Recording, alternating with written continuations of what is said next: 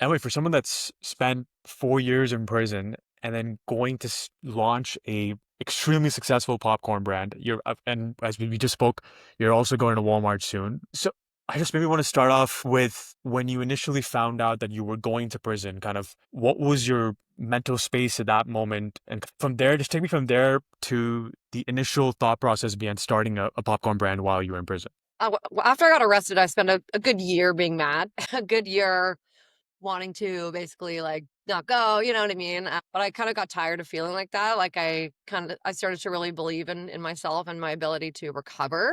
I didn't know what I was going to do in prison. I knew it was a good thing I knew that it was going to be a learning experience. And I saw it as an investment in my time, like reading and all those things. Like I got to read. So I was in a prison called Grand Valley Institution for Women, and that's in Kitchener. And so I was a medium level security inmate. So because I wasn't violent and I didn't have a history, they put me in medium security. So you actually cook all of your own food there. And you have access to this like little grocery store that you have a budget, and then you just cook all your own food. So I would take different spices and put it on popcorn, and then other people would join in and like make their own fun recipes. In the midst of all this like fun recipe creation and just getting to know each other, we would always talk about jobs and employment. And that's when it kind of just came to me that I was going to start a popcorn company and then help employ people that have been incarcerated. So was it like, did you get a couple of people at the prison to try your popcorn? Were they like, this is amazing? Or kind of what was that initial, I guess, market research look like? Yeah, so Yeah. my friends on the outside of the prison would like print off information for me and like so I could read about the popcorn world and get educated.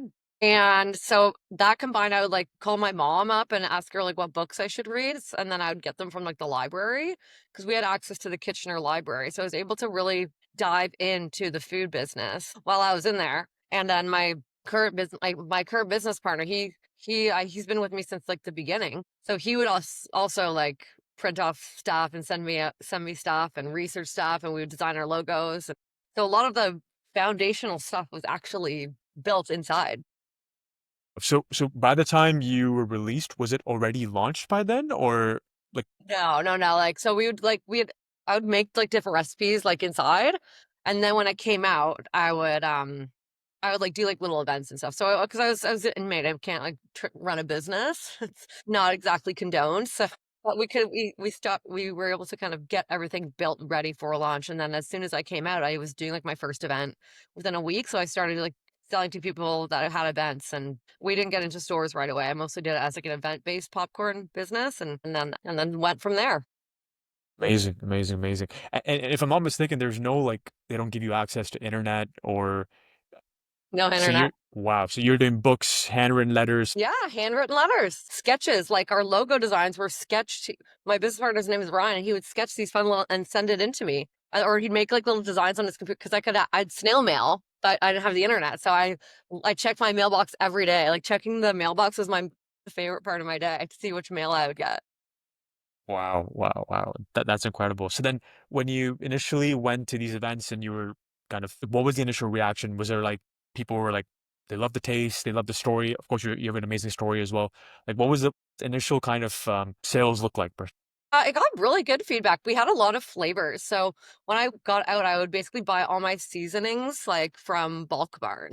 I would go there, I'd even buy the kernels. And so I would change the flavors up like every so often. We had like a lot. We had like Nutella and like PB&J, like, and then I had jailhouse cheese, which is like the mac and cheese powder. Then I had like lemon pepper dill. I did like a rosemary parm. And then I would heat seal. I pop it with a popper that's like this big, and I had one at my mom's house. So a lot of the popping was done there, and then I got a commercial kitchen so that I could actually sell it to like stores and stuff because I didn't want to like break any rules. I was already on the thin ice.